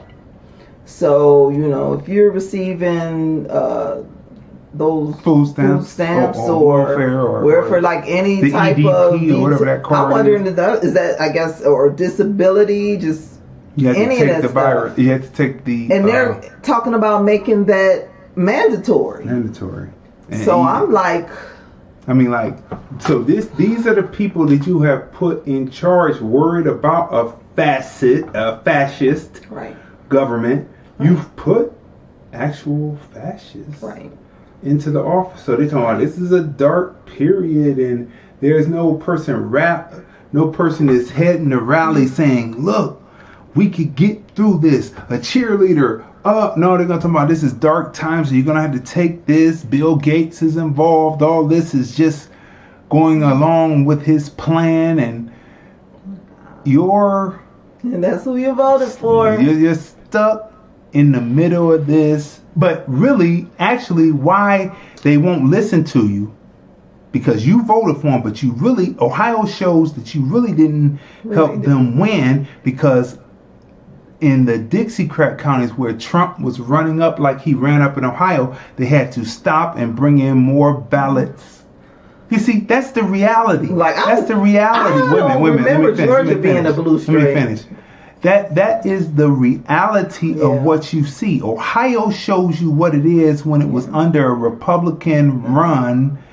That when the numbers went up, it was easily to be called because there was no shenanigans involved. But these Democrat-run states, when the tally ran up and they should have called, they didn't call. They stopped tallying the votes, and then overnight they brought in trucks with thousands of ballots with just Biden marked. You see, but even in the Democrat part of Cleveland, Cuyahoga County, there were no shenanigans. I mean, you know, the Board of Elections. I mean, it's just it's something about like.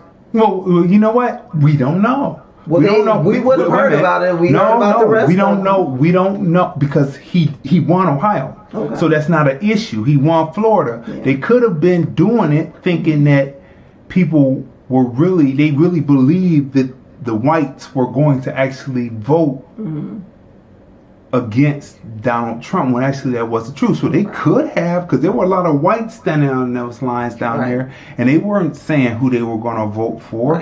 And so there could have been a lot of shenanigans, but you would never know because Ohio is a Republican-run state. So this is the reality of what it is, because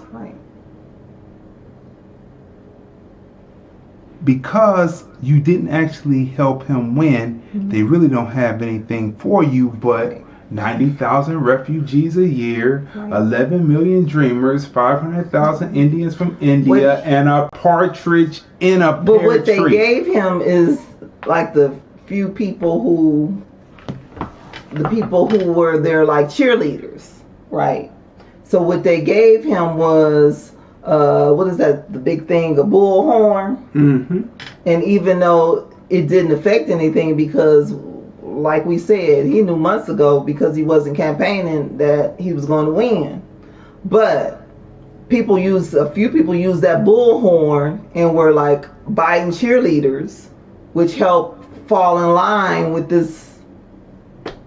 But they didn't help him win. Right. That's the bottom line. They didn't help him win because that is the delusion of inclusion. They're playing you again. So look, and the vaccine is coming. Are you taking the vaccine? Are you going to take your baby up there to take the vaccine? You mean, do you have a choice is the question. No. Are you going to take the vaccine, or are you going to drop off the grid? Do you know how to drop off? I mean, there's always choices. You could choose to starve. There's a choice. Yeah. And then it's just like what Kanye West. This is a perfect example of what Kanye West was talking about. Hindsight. Right? Hindsight is 2020. This is a perfect example of what Kanye West talked about. Slavery was a choice. You have a choice. You could have those people could have chose to starve. You could choose to starve, but most likely you're going to take the mark of the beast. Or like what Ice Cube was saying. Like Ice Cube was saying, okay, if we're gonna as a whole vote for Biden, this is our platform. As a group, this is what we should all be on the same page We're beyond and be that. asking for. No, but what I'm saying is, Ice Cube was saying, don't be a slave. Right, but I'm saying is we're beyond. He was saying, don't be a slave. I know, we're beyond that now. We're at the rubber hitting the road. Right. January 20th. We're at the rubber hitting the road. I'm sorry. Are you going to take the vaccine or aren't you? Are you going to take the mark or aren't you?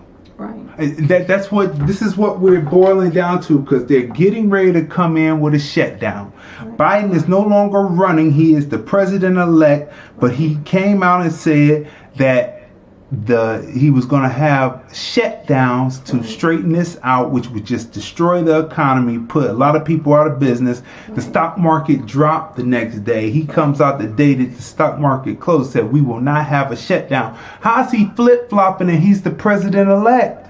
Right. Right? And this is who you voted for. Are you going to take the mark or not? They don't have a choice. Are you going to starve or not? There is a choice. That's what Kanye West kept saying. You could. No, the reason why I was saying they don't have a choice is because I was just saying, what's the old saying? You made the bed, and now you may have to sleep in it. They don't have. They made the wrong choice at the voting box, but they can choose to starve. They can choose to do the noble, like some of the people chose to burn ships that they were on and not get to any shore. Right. Right? They People chose to have rebellion, ocean. and that's right. And so, are you your ancestors that you be talking about so much, or aren't you? Because what I see is, I don't see you as being the ancestors that you were talking about, because you chose a man who put you. Well, they were like their ancestors, though, because, you know, like I always say, there were some ancestors who would run in the house and say, Master, they talking about running away. We are all in a case of freedom. Okay. It all depends on if you think that you're in the field, a barn, or a house, or in the house. But it's all still degrees of being under the foot of Caucasians in this country. That's just the way it is. And so once you come to the realization of that, then you say, are you going to do it or aren't you? And that's what it all boils down to. There's no cutting it, no other kind of way. That's the way that this is. And so you have a choice to make. And some people choose. And that's why slavery was a choice. Because they could just sit there, I'm not doing nothing. They would have been killing up half their thing. They would have had to try to find somebody else to do, because they said these Africans are ornery. They're not moving. They don't care about being killed. We done killed up half of our situation. It was only 388,000 that landed on the shores of America from the mid-Atlantic slave trade, the transatlantic slave trade, right? So we're at 44 million now. The 388,000 beget 44 million, were people already here. If there were no one here when the first settlers got here, they would have said they set up settlements, but instead they set up colonies, which means there was some colonization and slavery going on at the same time. So that's what we will leave. You got something to close? You got something to say before we go? No, the lights were more bearable this week because I had cold fruit and lots of water. So okay, that's it. So people, look, this has been another robust episode of the American Black Politic within #TFR Podcast Live. This has been another great episode of hashtag TFR Podcast Live, the film review, movies, music, culture, politics, society podcast. We are your hosts. I'm Crazy D. I'm Tracy. And we review movies, music, culture, politics, society on this podcast called TFR. Wear your face mask. Hashtag TFR Podcast Live, the film review. Protect and we will yourself. see you. We will see you next Sunday at 5:30 p.m. Pacific, 8:30 p.m. Eastern. And we will see you Monday through Friday on one we call hashtag Observations TFR. It's myself and my sister Tanya M. Congress going over topics Monday through Friday. Disseminating tons of information. So that can help you and your family and friends. So we are out. I love this show. The Film Review, movies, music, culture, politics, society podcast, interviews, movie reviews, and more. Live Sundays at 5:30 p.m. on the Film Review Live channel. Subscribe. Hi, this is Bernadette Stannis, Thelma from Good Times, and you're watching the Film Review.